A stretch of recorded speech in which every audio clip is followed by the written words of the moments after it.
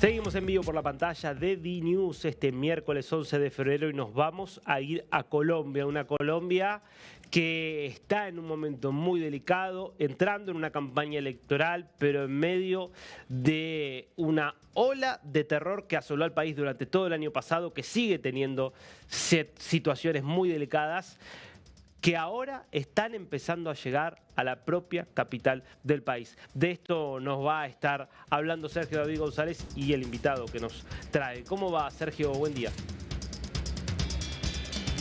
Darío, un gusto saludarte. Así es, las alertas están en su furor en este momento en Colombia por estos hechos posibles de violencia, y es que las denuncias se están haciendo directamente desde el Consejo de Bogotá, Darío, donde el concejal Julián Uzcategui está realizando una denuncia muy importante, y es que células de la guerrilla del ELN estarían ya con presencia fuerte en la capital colombiana. Siempre se había hablado del ELN en presencia en otros sectores del país, sobre todo en la región del Catatumbo, en el Pacífico y en el sur del país, pero esta vez que se hable de una presencia de células urbanas de la guerrilla del ELN aquí en la ciudad de Bogotá, realmente que es de prestarle mucha atención. Investigación que él ha venido realizando justamente con su equipo aquí en el Consejo, y nos atiende a esta hora aquí en la señal de DNews. Julián, gracias por estar con nosotros aquí en esta entrevista. Sergio, muchas gracias por la invitación, a Darío y todo el equipo, también un saludo muy especial. Bueno, lo que usted está anunciando el día de hoy realmente que es grave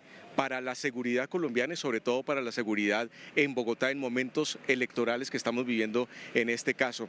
¿Cuál es la investigación que está realizando su equipo aquí en el Consejo? Sergio, desde hace muchos años se ha hablado sobre posible presencia de los grupos armados aquí en la ciudad de Bogotá, pero lastimosamente hoy esa presencia es confirmada. Hay un frente de guerra urbano del ELN que está en las 12 principales ciudades de Colombia y especialmente en Bogotá. Los comandos urbanos están en la ciudad, están infiltrando universidades y llegaron con recursos, armamento y droga a planear todo tipo de actos terroristas en Bogotá para desestabilizar, por supuesto, que la paz, la tranquilidad, pero especialmente el proceso electoral que viene para nuestro país. De esa información, ¿cuál es lo más premiante? ¿Cuál es la alerta principal? La alerta principal es que recibimos varios documentos que dan muestra de la existencia de un frente de guerra urbano conformado por diferentes actores y cabecillas del ELN que desde la frontera en Venezuela están planeando atentados en nuestra ciudad, y por supuesto que las alertas están encendidas porque si no se toman medidas a tiempo podríamos estar hablando de varias muertes, sangre y dolor en Colombia y en Bogotá, que es por supuesto lo que queremos prevenir. Darío, el concejal Julián ya está condicionado para tus preguntas desde nuestros estudios principales de DNews en Argentina. Julián, ¿cómo le va? Un gusto saludarlo, gracias por este tiempo que nos presta en la pantalla de DNews. ¿Este frente estaba activo, está activo, tiene ataques registrados? Por supuesto, desde hace años, insisto, se ha venido hablando de la presencia del ELN en las ciudades. El ELN como grupo armado es una estructura muy dividida, por decirlo así. Hay diferentes frentes, líneas, grupos de trabajo, pero la información que nos llega es que después de tantos años ya se consolidó un solo frente de guerra urbano nacional que está montando toda una jerarquía y una línea de mando para poder tomar decisiones en la ciudad de Bogotá. Se dice que en su momento los actores que conforman este frente de guerra urbano fueron los que pusieron la bomba frente a la Escuela de Policía General Santander, que cobró la vida de 22 tenientes o cadetes de nuestra Policía Nacional.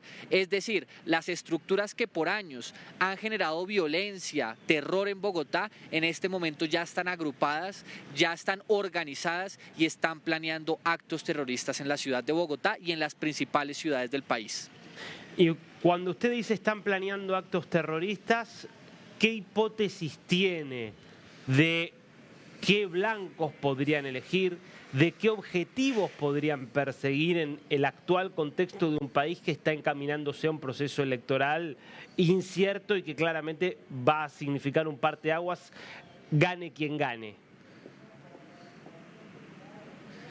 Esa información no me la compartieron, sin embargo sí podríamos fácilmente especular cuáles serían los objetivos de este frente de guerra urbano.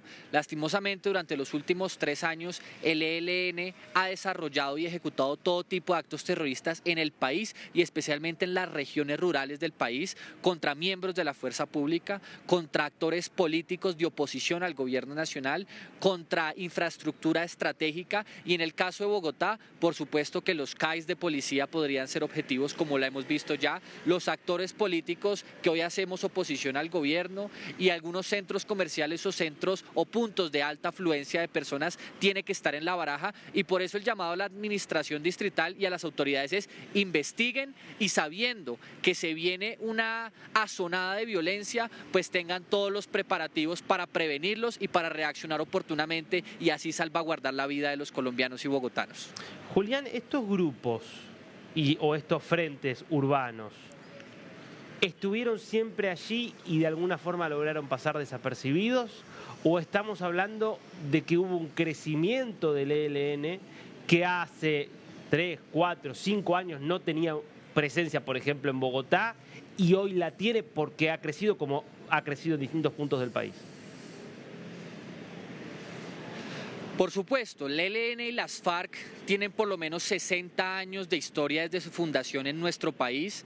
Sin embargo, dependiendo del periodo temporal de nuestro país, de la historia de Colombia, han ido teniendo más fuerza. Y los últimos 3 años bajo el gobierno Petro es un gran ejemplo. Con la paz total de Gustavo Petro, crecieron los hombres en armas, creció la producción y el tráfico de cocaína a Estados Unidos y a los diferentes continentes, y eso les ha permitido también tener muchos mayores ingresos. Hoy estos grupos armados tienen 65 billones de pesos en ganancias, casi que el mismo presupuesto que tiene el sector defensa, y eso les ha permitido consolidar su actuar criminal en las principales ciudades. Y por eso la preocupación es que vienen los comandos urbanos del ELN a Bogotá, llegan con dinero del narcotráfico, llegan con armamento y llegan además con personal, que es el crecimiento, insisto, que han tenido en estos 3 años a planear actos terroristas como los del 2021, que escudados en la autonomía universitaria generaron por lo menos miles y miles y miles de protestas violentas, atacando con explosivos a la fuerza pública, parando el tráfico y dañando la infraestructura pública. Yo tengo una última pregunta, Julián, y lo dejo allí con Sergio para el cierre de la nota. Insisto y no voy a dejar de hacerlo. Todas estas noticias, todas estas informaciones creo que hay que leerlas en el contexto de un año electoral en Colombia. Intuye, tiene información, sospechas de que el ELN, tanto en los frentes urbanos como en los frentes rurales, puede influir o buscar influir en las elecciones de este año como lo hizo en las elecciones de hace 4 años. ¿Y en qué sentido? Por supuesto que sí, Darío, y agradezco mucho la pregunta. El ELN, como las FARC, son guerrillas de izquierda, son guerrillas marxistas, leninistas, que además públicamente han aceptado haber apoyado con miedo, con terror, con recursos y hasta con votos a los grupos políticos de izquierda en Colombia. Y por supuesto que en un año electoral donde hay una disputa entre diferentes sectores políticos, sabemos que este terror que quieren traer a las ciudades es parte de esa estrategia para privilegiar y promover a la izquierda en Colombia, y que además el temor que hay, por supuesto, de las autoridades en este momento, más allá del riesgo de violencia que hay, es que al igual que en el 2022, con dineros del narcotráfico y con fusil al hombro, quieran direccionar votos para la izquierda y para cualquier actor político en Colombia. Julián, ya para finalizar esta entrevista, desde el Consejo de Bogotá van a adelantar algún debate en temas de seguridad con la alcaldía distrital, y qué llamado le hace al gobierno nacional, que es en este momento a través del Ministerio de Defensa, de la Policía y el Ejército, los encargados de garantizar que se realicen elecciones tranquilas en Colombia, que no haya constreñimiento y que los colombianos puedan ejercer su derecho al voto sin ningún inconveniente.